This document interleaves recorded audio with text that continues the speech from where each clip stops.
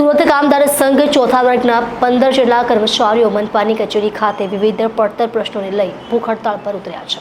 સુરત મહાનગરપાલિકાના ચોથા વર્ગના કર્મચારીઓ સાથે ચલક-ચલાના બંધ કરી વિવિધ પડતર પ્રશ્નોને લઈ વિરોધ સૂર ઉઠ્યો છે। આજે સુરત મહાનગરપાલિકા કચેરી ખાતે કામદારોનો વિરોધ નોંધાવ્યો છે।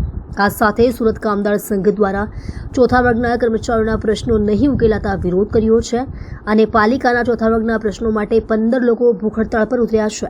સફાઈ કામદારો, બેલદારો સ્વૈચ્છિક રાજીનામું અમલ કરવો અને જૂની પેન્શન અમલ કરવામાં આવે અને પાલિકાની ભરતીમાં રોસ્ટર પ્રથામાંથી વર્ગ 4ના કર્મચારીઓને મુક્તિ આપવામાં આવે તેવી માંગ સાથે ભૂખ હડતાળ પર ઉતર્યા છે। હું કિરીટભાઈ વાઘેલા, અખિલ ભારતીય સફાઈ કામદાર સંગઠન યુનિયનના ગુજરાત પ્રદેશ પ્રમુખ છું અને અમારા સાથે આજે 12 યુનિયનના તમામ હોદ્દેદારો અને ટેકેદારો સાથે અમે આજે 2 દિવસના પ્રતિક ઉપવાસ ઉપર અન્નજળ ત્યાગીને કામદાર કર્મચારીઓના પ્રશ્ન બાબતે બેઠા છે।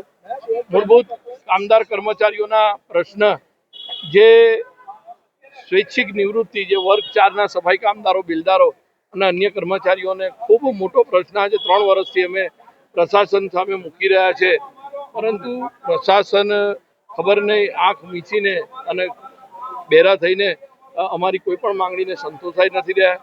કારણ કે સ્વૈચ્છિક નિવૃત્તિ લેવાનું કારણ એટલું છે કે 20 વર્ષ પછી ઘણા કર્મચારીઓ તબિયતથી ના ખરાબ થયા હોય અને એમની તંદુરસ્તી ના સારી રહેતી હોય તેવા કામદાર કર્મચારીઓ પોતે નિવૃત્તિ લઈને પોતાના આશ્રિતને નોકરી આપી શકે। તે જ પ્રમાણે 2005 પછીના જે કર્મચારીઓને પેન્શનનો અધિકાર નથી આપ્યો એના માટે અમારી લડત છે કે ભાઈ 2005 પછીના કર્મચારીઓ માણસો નથી, શું એમની કોઈ જરૂરિયાત નથી? આ મૂળભૂત પ્રશ્નો છે અને ખાસ કરીને રોસ્ટર પ્રથા જે વર્ગ 4ના માટે લાગુ કરી છે એ રોસ્ટર પ્રથા સુરત મહાનગરપાલિકા રદ કરે એવી માંગણીઓ સાથે અમે આજે પ્રતિક ઉપવાસ પર બેઠા।